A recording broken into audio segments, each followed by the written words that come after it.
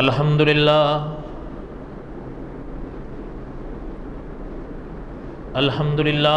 حمدا کثیرا طیبا کما امر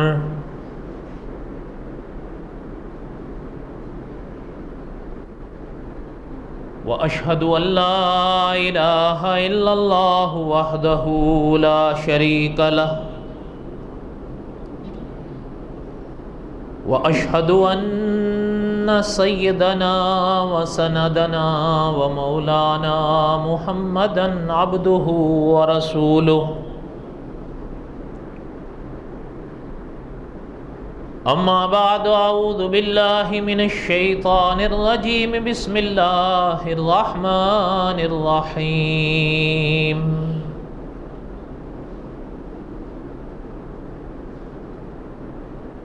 نحن نقص علیک احسن القصص بما اوحینا الیک ھذا القرآن وَإِن كُنْتَ مِن قَبْلِهِ لَمِنَ الْغَافِلِينَ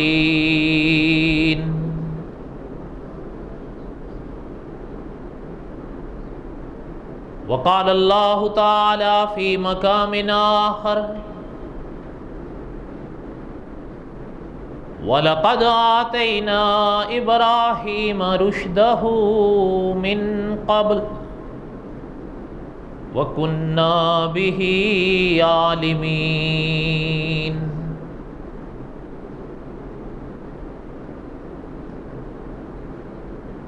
صدق اللہ العظیم وبلغنا رسولہ النبی الکریم ونحن على ذلك لمن الشاہدین والشاکرین والحمد للہ رب العالمین اللہم صلی علی محمد وعلی آل محمد کما صلیت علی ابراہیم وعلی آل ابراہیم انکا حمید مجید اللہم بارک علی محمد وعلی آل محمد کما بارکت علی ابراہیم وعلی آل ابراہیم انکا حمید مجید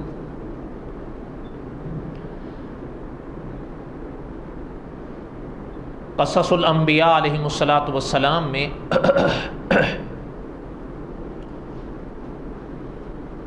ہم پڑھ رہے تھے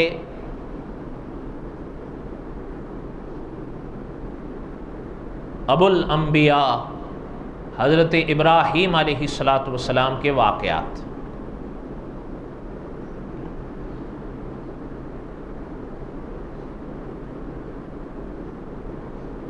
حضرت ابراہیم علیہ السلام کے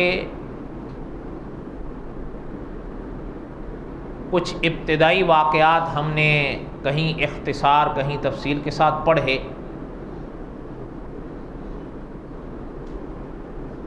اور جہاں ہم نے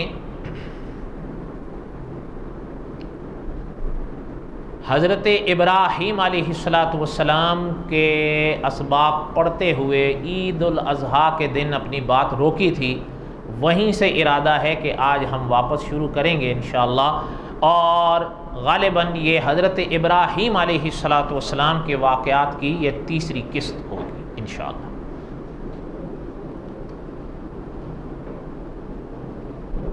دعا کریں کہ اللہ تعالی ہمیں آپ کو تمام سننے والوں کو صحیح عقیدہ نصیب فرمائیں اور عمل کی توفیق نصیب فرمائیں۔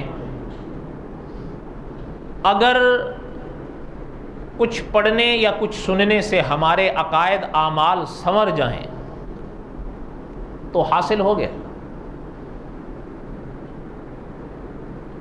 نحن نقص علیک احسن القصص بما اوحینا الیک ھذا القرآن،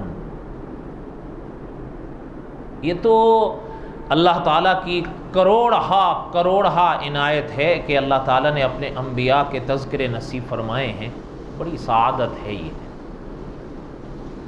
بہرحال دعا کریں کہ اللہ تعالیٰ ہمیں عمل کا بھی جذبہ نصیب فرمائے۔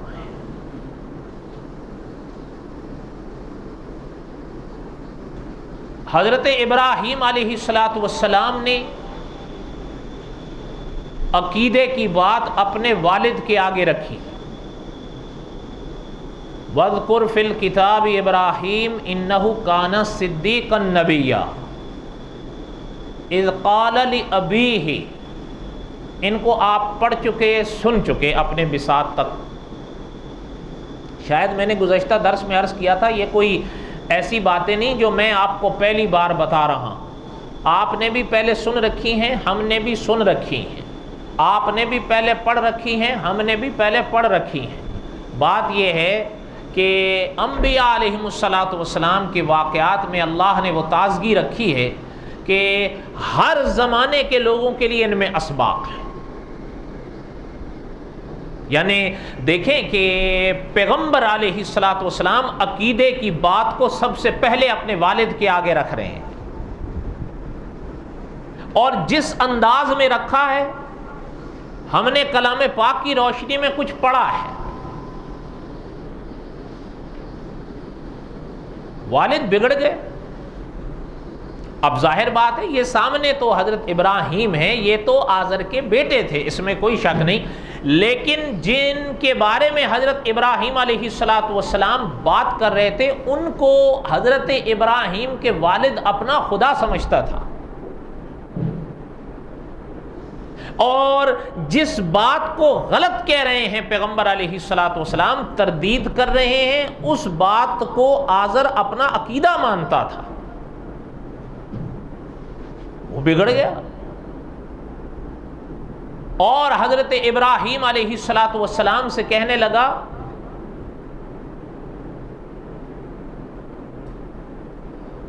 کہ باز آ جاؤ آپ ان باتوں سے، اصلاح کر لو اپنی، ورنہ ہم آپ کو سنسار تک کر دیں گے۔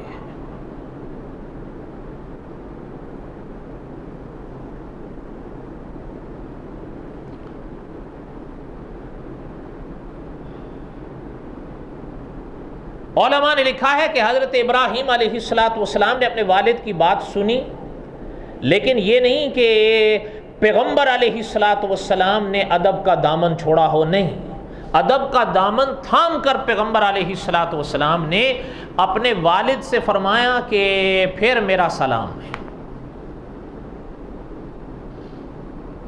اور یاد رکھیے گا انہی واقعات کے ضمن میں علماء نے لکھا ہے کہ صحیح عقیدہ یہ ماں باپ سے مقدم ہوا کرتا ہے۔ ماں باپ کی اطاعت کرنی ہے انسان نے، اس میں کوئی شک نہیں، لیکن یاد رکھیے گا وہ خدا کے تابع ہوگی۔ یہ نہیں ہے کہ اگر خدا کا حکم اور ماں باپ کا حکم خدا نہ کرے کہیں ٹکرانے لگے تو ایسا نہیں ہے کہ ماں باپ کے حکم کو لے لیا جائے گا اور خدا کے حکم کو چھوڑ دیا جائے گا، نہیں، وہاں خدا کے حکم کو اپنایا جائے گا، ماں باپ کے حکم کو چھوڑا جائے گا۔ ہاں یہ الگ بات ہے کہ ادب بہرحال آپ نے ہم نے برقرار رکھنا ہے، اس لیے کہ چاہے کچھ بھی ہو ماں باپ ہوتے ہیں۔ بات سمجھ آ رہی ہے یا نہیں آ رہی ہے؟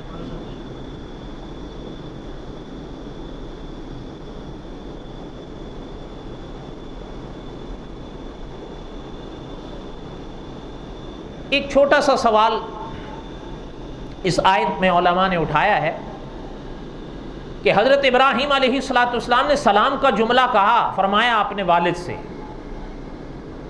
حضرت ابراہیم علیہ السلام تو خدا کے نبی ہیں، لیکن آزر کا عقیدہ صحیح نہیں تھا، وہ عقیدے کے لحاظ سے فیل تھا، اور وہ اسی عقیدے کے ساتھ اس دنیا سے گیا ہے، جیسے کہ ہم نے عید الاضحیٰ والے دن وہ حدیث شریف بھی پڑھی تھی، وہ بھی آپ کو یاد ہوگی، یاد ہے نا یا نہیں؟ اور وہ حدیث قیامت کے منظر کو بیان کرتی ہے، وہ اپنے اسی عقیدے کے ساتھ اس دنیا سے گیا ہے۔ تو سلام کا پھر لفظ پیغمبر علیہ السلام نے ان کے آگے فرمایا، تو کیا آیا پھر وہ شخص جو غیر مسلم ہو اس کو کیا سلام کیا جا سکتا ہے؟ تو بس ایک موٹی سی بات آپ ذہن میں رکھ لیں کہ فقہا نے لکھا ہے کہ بالعموم غیر مسلم کو سلام کی ابتدا نہیں کرنی چاہیے، بالعموم غیر مسلم کو سلام میں ابتدا سلام کی ابتدا نہیں کرنی چاہیے، یہ ذہن میں رکھیے گا۔ اور کبھی ایسا بھی ہو جاتا ہے کہ کبھی کبھی غیر مسلم سلام کر دیتے ہیں، کئی ایسے ہوتے ہیں وہ ہمارے ماحول میں یا کہیں اڑوس پڑوس میں رہتے ہیں، یا اب تو دنیا خود ایک محلہ بن گئی ہے، وہ عام طور پر کہ ملتے ہیں تو کہہ دیتے ہیں السلام علیکم، کہہ دیتے ہیں یا نہیں کہہ دیتے ہیں؟ کہہ دیتے ہیں۔ تو فقہا نے لکھا ہے کہ ان کے جواب میں سلام کا لفظ تو پھر بھی اجازت نہیں ہے، وعلیکم تک کی اجازت ہے، یہ علامہ جزری رحمۃ اللہ نے بھی لکھا۔ خیر بہرحال میرا کہنے کا مقصد یہ تھا کہ یہ مختصر سے سوال جواب علماء نے لکھے ہیں اس ضمن میں، بس میں نے اس پر اور بھی تھوڑی سی ابحاث ہیں، لیکن میں نے ایک خلاصہ عرض کر دیا، بات سمجھ میں آئی ہے؟ اب آگے سنیں۔ حضرت ابراہیم علیہ السلام نے فرمایا کہ اب میری طرف سے پھر سلام ہے۔ حضرت ابراہیم علیہ السلام اپنے عقیدے پر قائم رہے۔ حضرت ابراہیم علیہ السلام نے اپنے والد کو بہت سمجھایا، بالکل واضح کر کے بات رکھی، لیکن باپ کے مقدر میں ہدایت نہیں تھی، نہ مان۔ علماء نے لکھا ہے کہ ایک تو سامنا ہوا ہے پیغمبر کو اپنے ماں باپ سے، اور ایک سامنا حضرت ابراہیم علیہ السلام کو ہوا ہے اپنی قوم سے۔ اچھا، پھر قوم کے حوالے سے علماء نے دو حصوں کو بانٹا ہے، کچھ نے ایک ہی میں رکھا کہ اسی کے کچھ لوگ تھے، لیکن کچھ فرماتے ہیں کہ اصل میں جو لوگ تھے نا بابل میں، وہ تو تھے بت پرست، ان کے آگے تو حضرت ابراہیم علیہ السلام نے بت پرستی کی تردید کی۔ اور علماء نے لکھا ہے کہ کچھ لوگ، ایک ایسی قوم تھی اس زمانے میں، وہ کہلاتی تھی ہران۔ اس قوم کے جو لوگ تھے یہ کواکب پرست تھے، بابل والے بت پرست تھے، ہران والے کواکب پرست تھے۔ بعض نے ان کو انہی میں ہی ضم کیا ہے۔ بہرحال بس ایک موٹی سی بات ذہن میں رکھ لیں کہ پیغمبر علیہ السلام نے دونوں کے آگے، چاہے کوئی بت پرست ہو چاہے کوئی کواکب پرست ہو، پیغمبر نے دونوں کے آگے عقیدہ رکھا ہے۔ ان کو فرمایا کہ بت نہ پوجو، یہ کیا ہے؟ نہ تمہیں دیکھتے ہیں، نہ تمہاری سنتے ہیں، نہ تمہارے کسی کام آتے ہیں۔ اور جو دوسرے تھے کواکب پرست،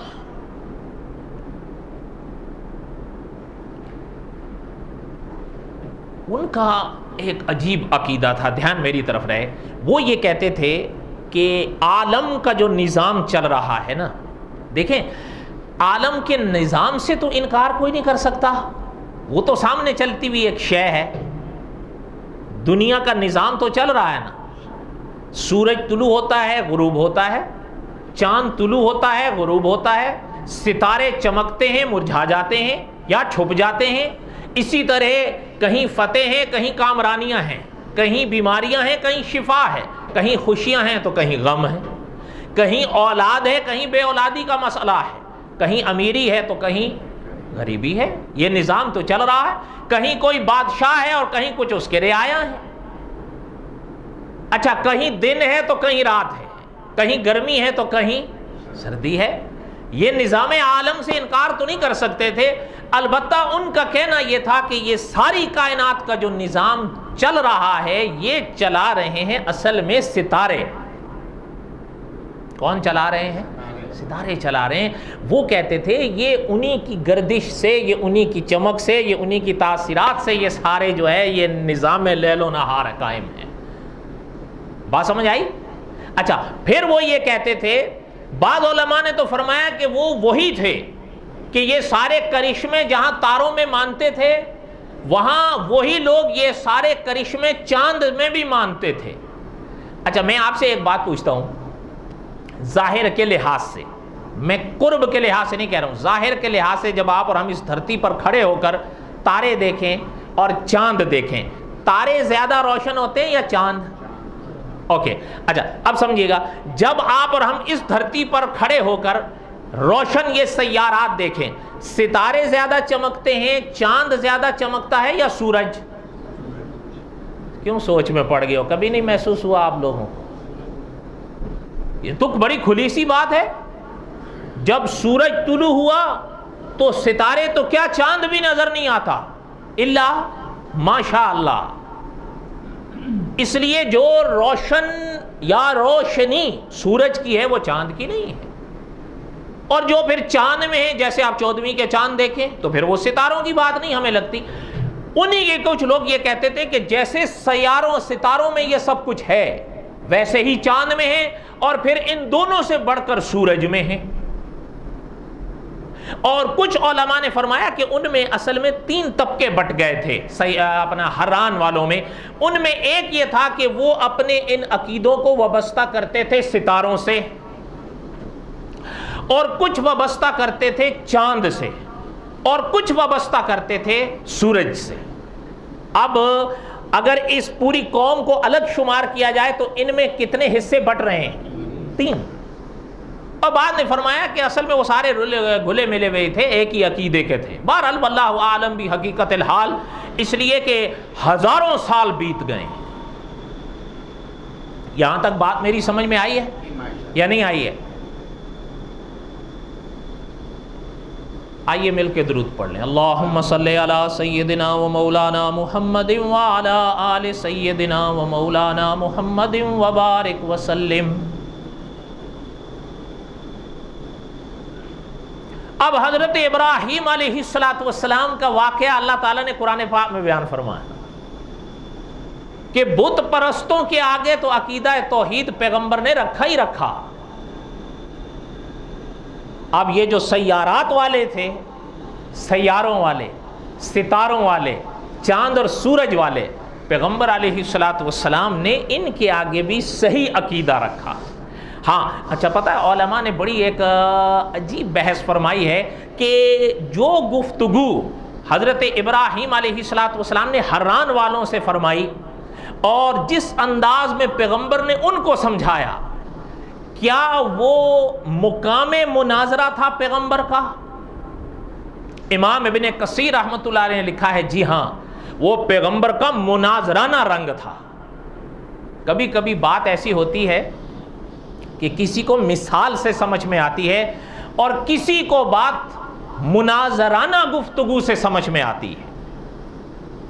بات یہ ہے کہ بات سمجھانی ہے. جہاں بات مثال کی آئی تو پیغمبر نے مثال دی ہے، جہاں بات دلیل کی آئی پیغمبر نے دلیل دی ہے، جہاں بات مناظرے کی آئی تو پیغمبر نے مناظرہ کیا ہے. بات تو یہ ہے کہ کون سا مرحلہ کس بات کا تقاضا کرتا ہے. بات سمجھ آئی؟ اب پیغمبر علیہ السلام تشریف لائے. بعض علماء نے بڑا عجیب نقش پیش فرمایا ہے. بات اصل میں مقصد ہوتا ہے سمجھانے کا، تاکہ بات عوام کو سمجھ میں آ جائے. حضرت ابراہیم علیہ السلام تشریف فرما ہے، ان لوگوں سے گفتگو ہو رہی مثلا کہ یہ سارا نظام عالم اور کائنات تو تمہارے سامنے ہے، یہ چلانے والے کون ہیں؟ جواب ستارے ہیں. ستاروں سے یہ سارا نظام عالم چل رہا ہے. حتیٰ کہ کہیں سعادت ہے تو ستاروں سے ہے، نحوست ہے تو ستاروں سے ہے. اگر کسی کو اولاد سے نوازا جا رہا ہے تو ستاروں کی تاثیر ہے، اور اگر کوئی بے اولاد ہے تو ستاروں کی تاثیر ہے. نعوذ باللہ.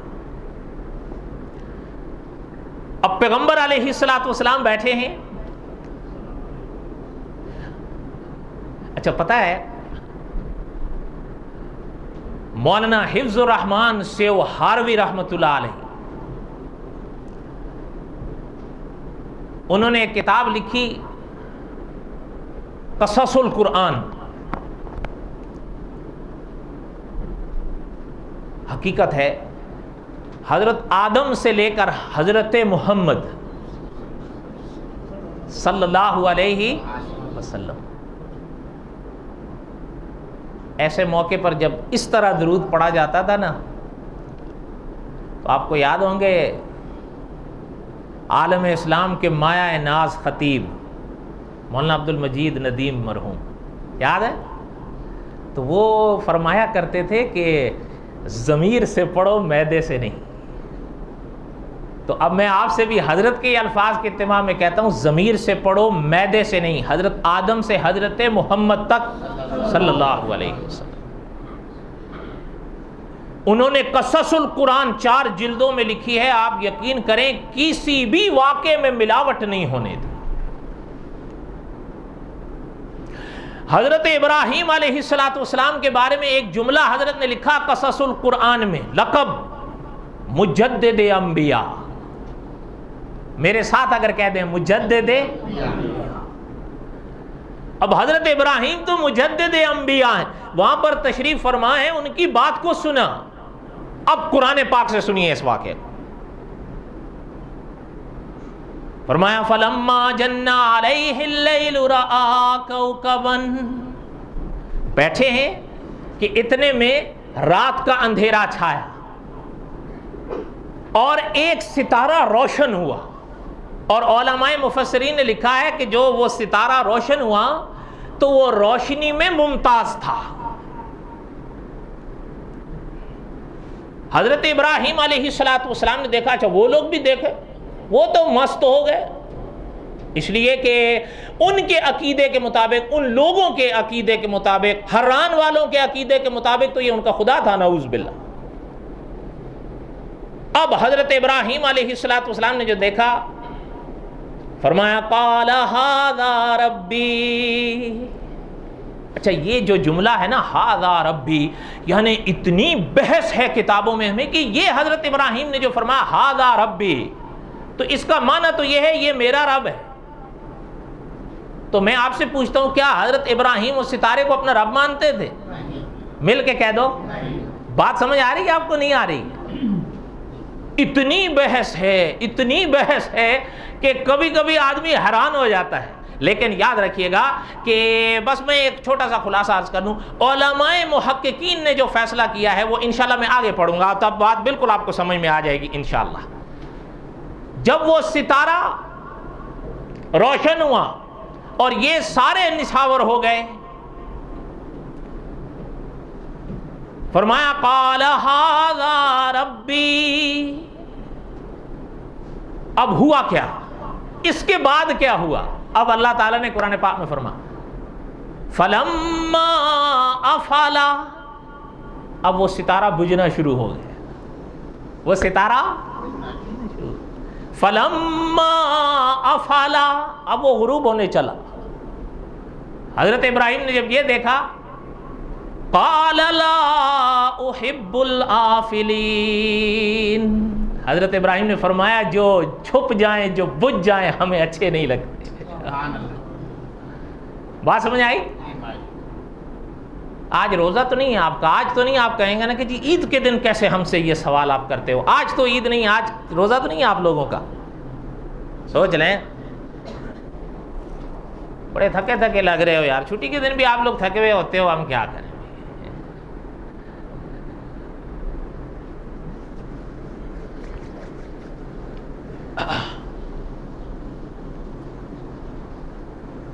اب یہ دیکھیں، اچھا وہ لوگ دیکھنے لگے حضرت ابراہیم کو، یہ کیا ہے، یہ کیا کہہ گئے ہیں ہم سے؟ پہلے تو فرمایا ھذا ربی، اب فرما رہے لا احب الآفلین۔ اب اللہ تعالیٰ نے آگے فرمایا فَلَمَّا رَأَى الْقَمَرَ بَازِغًا، جب چاند روشن ہوا۔ اچھا یہاں پر ایک چھوٹی سی بحث ہے علماء میں کہ آیا یہ واقعہ جو ہے قرآن پاک میں تو اکٹھا ہے، آیا حضرت ابراہیم کی زندگی بھی میں اکٹھا ہی پیش آیا یا الگ الگ محافل میں پیش آیا؟ بہرحال آپ اور ہم ان باریکیوں میں کیوں جائیں، جب قرآن پاک نے بیان کر دیا تو آمنا، بات ختم ہو گئی۔ چاہے وہ ایک ہی محفل میں ہوا ہو اور چاہے محافل میں پیش آیا ہو، واقعہ پیش آیا، بات ختم ہو گئی۔ سمجھ آئی بات؟ فَلَمَّا رَأَى الْقَمَرَ بَازِغًا، اب چاند روشن ہوا، قَالَ ھَذَا رَبِّي، حضرت ابراہیم نے پھر فرمایا وہی ھَذَا رَبِّي۔ اچھا پھر آگے اللہ نے فرمایا فَلَمَّا أَفَلَ، جب صادق طلوع ہونے لگی تو یہ بھی بجھنا شروع ہو گیا۔ آپ کو پتا ہے جیسے جیسے سویرا روشن ہونا شروع ہوتا ہے تو چاند غائب ہو جاتا ہے۔ اب حضرت ابراہیم علیہ السلام نے جو دیکھا، فرمایا ھذا ربی، وہی جملہ فلما افلا قال لئن لم يهدني ربي لأكونن من القوم الضالين، فرمایا اگر میرے اللہ مجھے راہ نہ دکھاتے تو میں بھی بھٹک جاتا۔ آپ لوگوں کو بات سمجھ نہیں آ رہی ہے؟ ضرب المثل ہے ہانگ کانگ کے مجمع، ہم کئی بار ہوتے ہیں یا کوئی رابطہ ہوتا ہے، وہ کہتے ہیں یار آپ کے آگے کوئی ہوتا ہے یا اکیلے ہوتے ہو؟ میں نے کہا یار آ کے دیکھ لو، ہم اور کیا کہہ سکتے ہیں۔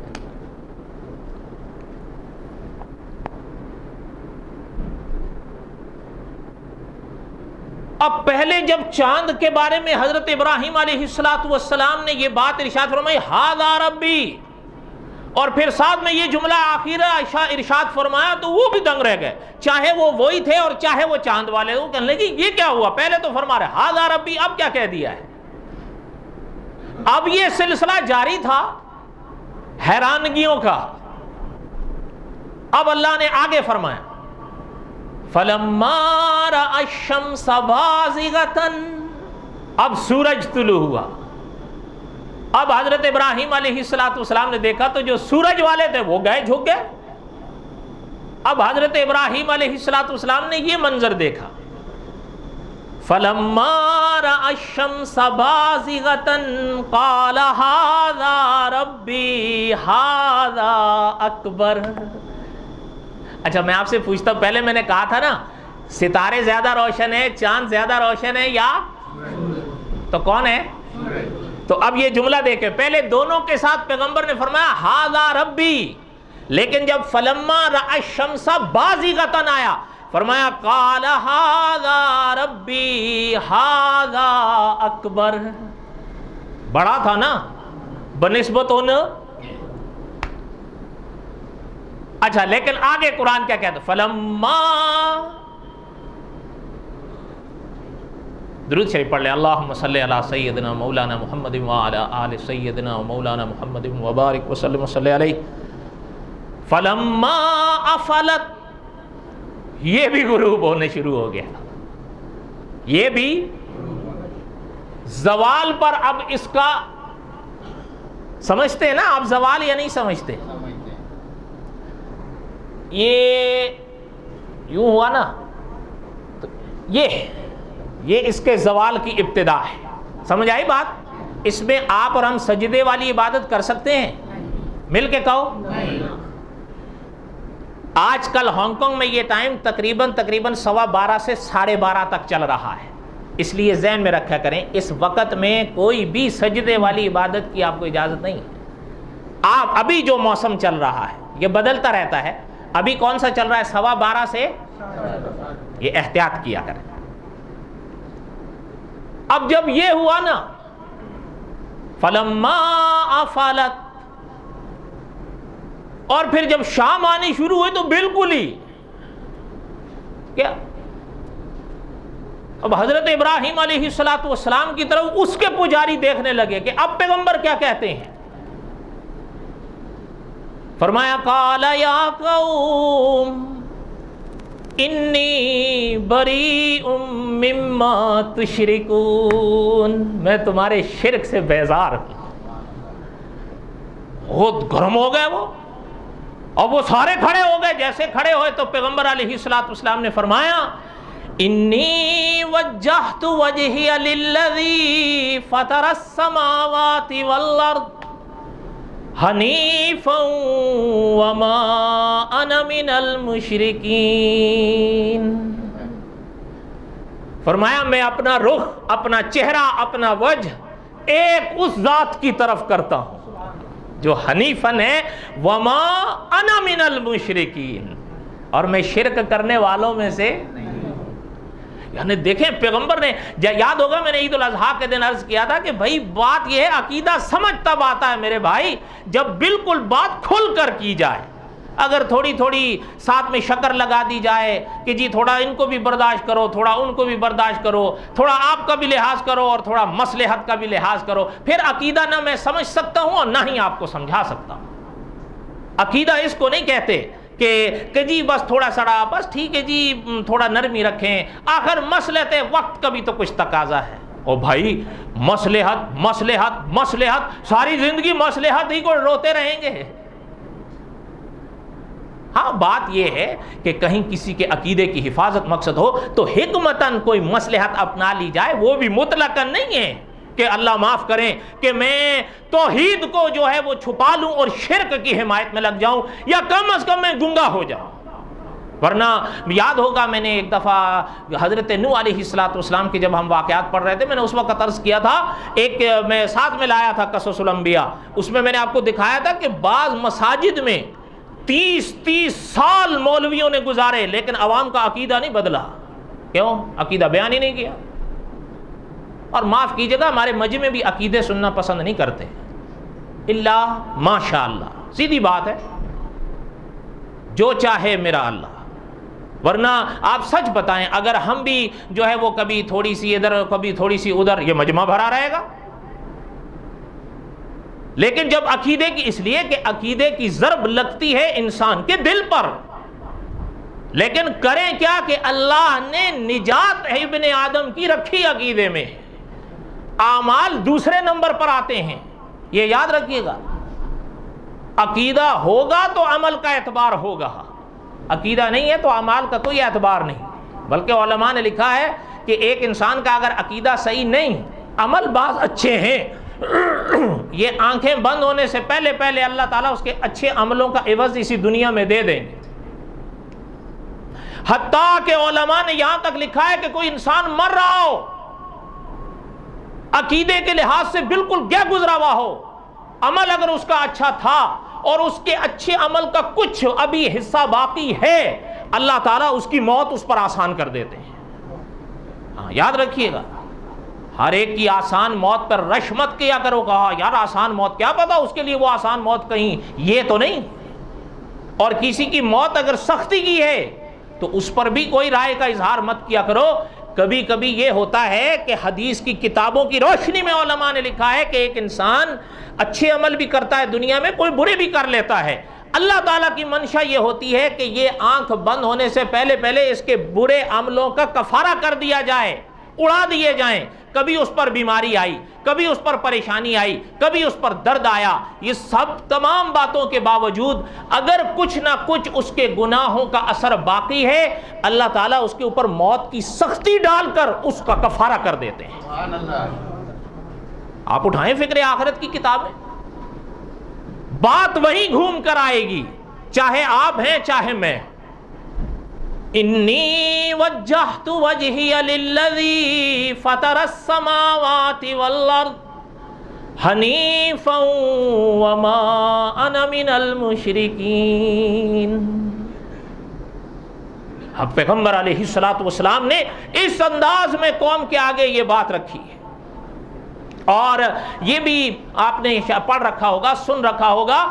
یقیناً اسی کے حوالے سے آپ ذرا دیکھیں کہ پیغمبر علیہ السلام نے بابل والے اگر فقط بت پرست تھے ان کے آگے کیسے توحید کو رکھا، اور یہ حران والے جو سیارات پرست تھے ان کے آگے کیسے رکھا، اور تنہا حضرت ابراہیم ہے، وہ تو پوری قوم ہے۔ اس لیے مولانا نور الحسن بخاری رحمۃ اللہ علیہ فرمایا کرتے تھے کہ سچ بات، حق بات کہنا اتنی مشکل نہیں ہے، بس خلوص شرط ہے۔ اور علامہ شبیر احمد عثمانی رحمۃ اللہ علیہ فرماتے تھے اگر ایک عالم، اگر ایک شخص صحیح بات کرتا ہے، اس کی نیت صحیح ہے، وہ بات صحیح ہے، اس کا طریقہ صحیح ہے، یہ 3 نکات اگر اس کی انداز میں آ گئے تو انشاءاللہ اس بات کا اثر ضرور ہوگا، چاہے کچھ پر ہو چاہے سب پر ہو۔ یہ تو اللہ کے نظام ہے، اللہ کی مرضیاں ہیں، اللہ تعالیٰ کے قبضہ قدرت میں ہیں۔ آپ صلی اللہ علیہ وسلم کی احادیث اٹھا کر دیکھیں میرے بھائی، حضور نے فرمایا صلی اللہ علیہ وسلم قیامت کے میدان میں خدا کے کچھ نبی ایسے آئیں گے کہ ان کے ساتھ صرف 3 امتی ہوں گے، باقی سارے نہ ماننے والے۔ اور آپ حیران ہوں گے، یہی حدیث کی کتاب اٹھا کر دیکھیں، حضور نے فرمایا بعض قیامت کے میدان میں ایسے خدا کے نبی آئیں گے ایک بھی امتی نہیں ہوگا، ایک۔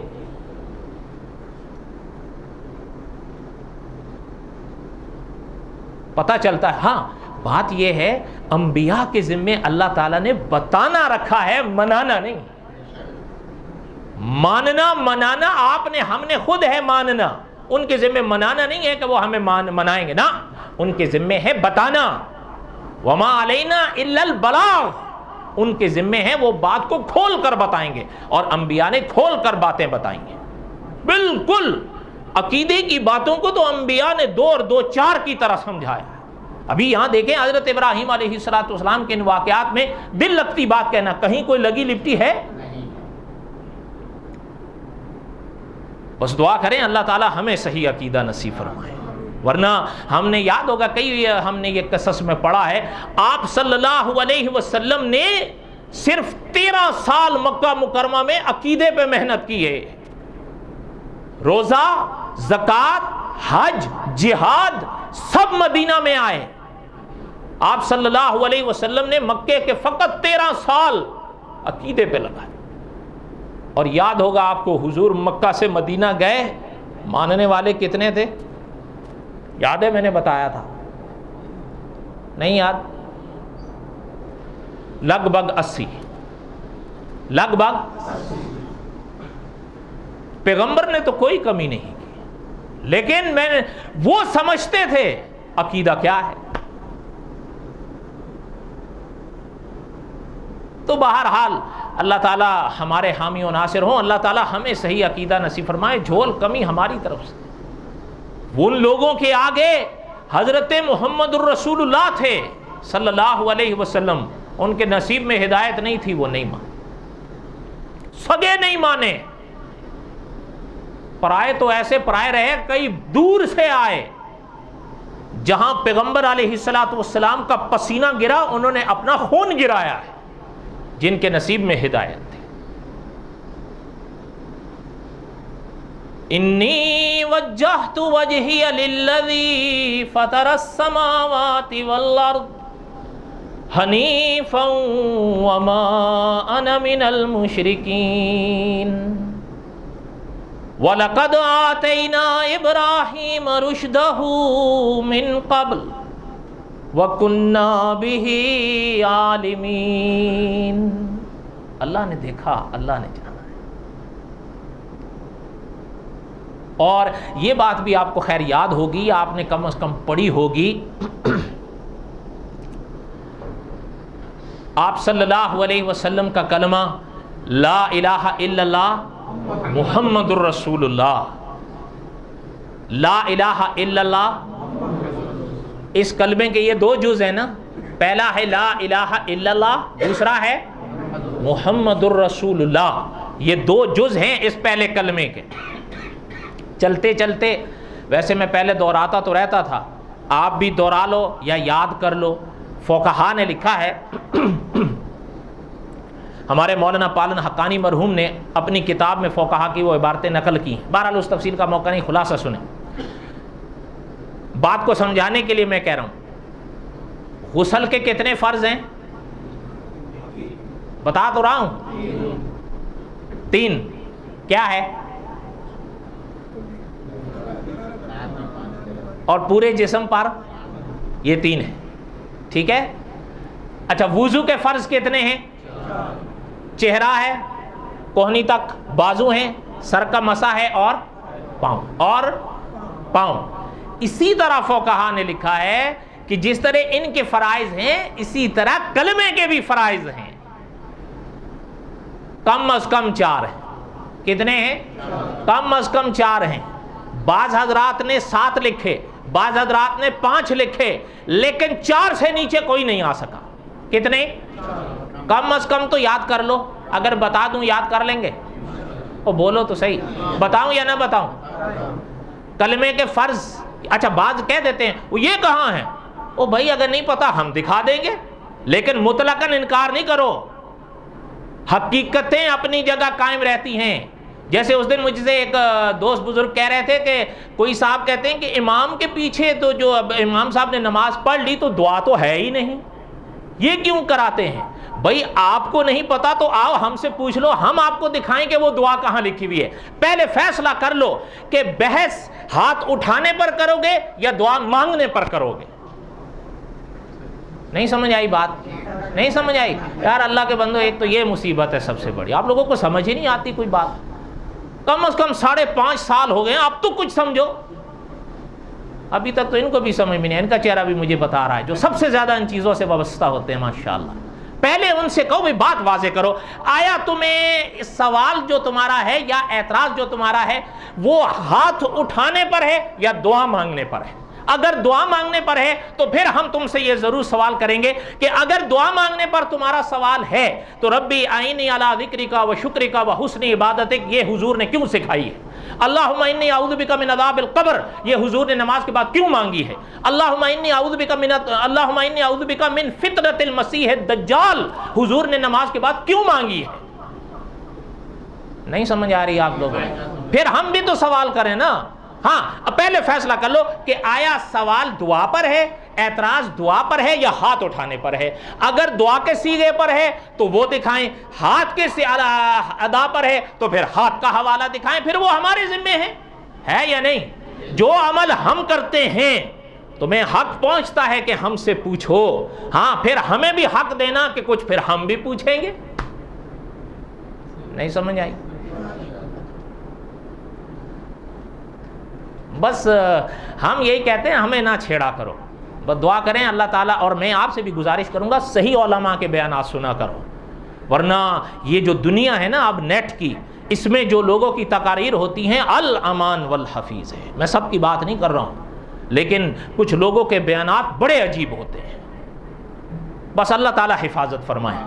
اچھا جو بات عرض کر رہا تھا، فقہا نے لکھا ہے کتنے فرض ہیں، اور یاد رکھیے گا مولانا امین اکاڑوی رحمۃ اللہ علیہ کے بڑے نپے تلے جملے ہوتے تھے، حضرت فرماتے تھے کہ اللہ اور اللہ کے رسول نے ہمیں اور آپ کو فقہا کے سپرد کیا ہے۔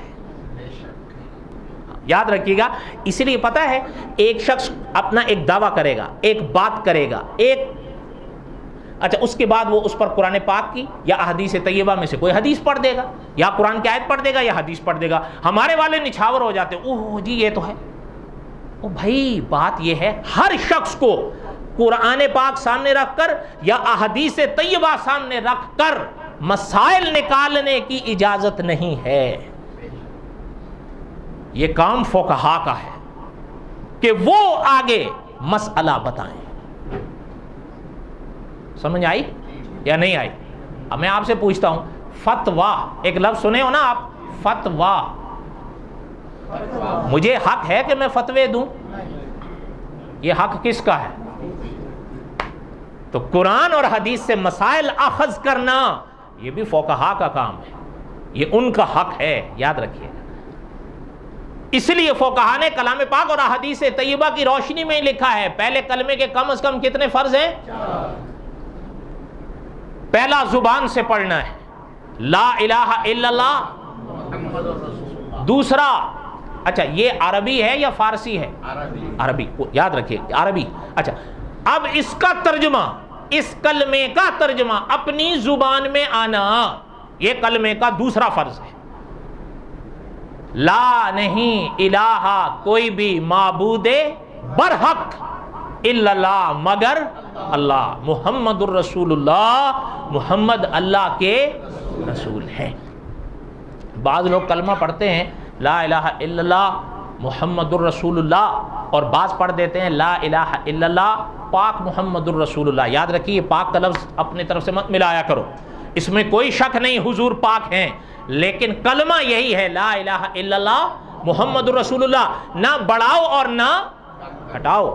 اگر آپ اور ہم ایک بڑھائیں گے تو پھر غیر تو پھر بہت سارا بڑھائیں گے، جیسے کہ انہوں نے بڑھا دیا، وہ مجھ سے بہتر آپ جانتے ہیں۔ کتنے ہوئے؟ پہلا زبان سے پڑھنا، دوسرا کلمے کا معنی اپنی زبان میں آنا، ترجمہ آنا، تیسرا تصدیق کرنا، تیسرا اس کی ترتیب اکابر نے یوں بھی لکھی ہے پہلا زبان سے پڑھنا، دوسرا دل سے تصدیق کرنا یعنی دل سے ماننا، اور تیسرا رکھا ہے کلمے کا ترجمہ جاننا۔ کتنا ہوا؟ پہلا زبان سے پڑھنا، دل سے ماننا، تیسرا کیا ہے؟ ترجمہ جاننا، اور چوتھا یہ ہے کہ انسان کی زندگی کی سانس کا ڈور اس کلمے پہ ٹوٹ جانا۔ یاد رکھیے گا، فقہا نے لکھا ہے، اللہ نہ کرے کوئی شخص اگر 70 سال تک مسلمان رہا، زندگی کے آخری دن کافر ہو گیا، کلمے کا انکار کر دیا، آخرت میں اس کے اعتبار اس آخری دن کا ہوگا، ان 70 سالوں کا نہیں ہوگا۔ اور اگر کوئی خوش نصیب 70 سال کفر میں رہا، خدا نہ کرے، خوش نصیب کہہ رہا ہوں اس کے آخری دن کے لحاظ سے کہ اگر آخری دن اس نے کلمہ پڑھ لیا، اعتبار اس آخری لمحے کا ہوگا، ان باقی سالوں کا نہیں۔ اب سمجھ آئی کتنے ہوئے کم از کم؟ پہلا زبان سے پڑھنا، دوسرا، تیسرا اور چوتھا۔ یہ مجھ سے کسی نے کہا تھا آپ سنا دیں، میں نے سنا دیا۔ اب دعا کرو اللہ تعالی ہمیں یاد رکھنے کی توفیق بخشے۔ آخری چیز سن لیں کہ ہمارے اکابر نے یہ فرمایا ہے کہ حضرت آدم سے لے کر حضرت محمد الرسول اللہ صلی اللہ علیہ وسلم تک جتنے خدا کے نبی آئے ہیں، حضرت ابراہیم، حضرت اسماعیل، حضرت داؤد، جتنے بھی خدا کے انبیاء آئے ہیں، ان کے کلمے کے جو 2 جز رہے، دوسرا جز بدلتا رہا زمانوں کے لحاظ سے، شرائع کے لحاظ سے، پہلا جز وہی رہا ابتدا سے انتہا تک۔ ایسا ہی ہے یا نہیں؟ لا الہ الا اللہ آدم صفی اللہ وہی ہے، لا الہ الا اللہ نوح نجی اللہ، لا الہ الا اللہ ابراہیم خلیل اللہ، لا الہ الا اللہ داؤد خلیفۃ اللہ، لا الہ الا اللہ موسیٰ کلیم اللہ، لا الہ الا اللہ عیسیٰ روح اللہ، لا الہ الا اللہ محمد الرسول اللہ۔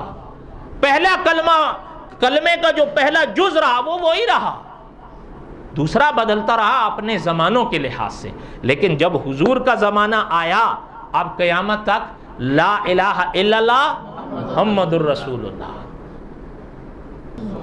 کلمہ ساری دولت۔ دعا کریں اللہ تعالیٰ ہمیں صحیح عقیدہ نصیب فرمائیں، اور انشاءاللہ بقیہ تک قصہ ہے حضرت ابراہیم علیہ السلام، جب قوم بگڑی تو اب حضرت پہلے والد کا ساتھ تھا، اب قوم کا آیا، اب حضرت ابراہیم علیہ السلام کا بقیہ تک قصہ انشاءاللہ ہم آئندہ جمعہ پڑھیں گے۔ اللہ تعالیٰ آپ کے ہم سب کے حامی و ناصر ہوں۔ وما علینا الا البلاغ المبین۔ سنتیں ادا کر لیں۔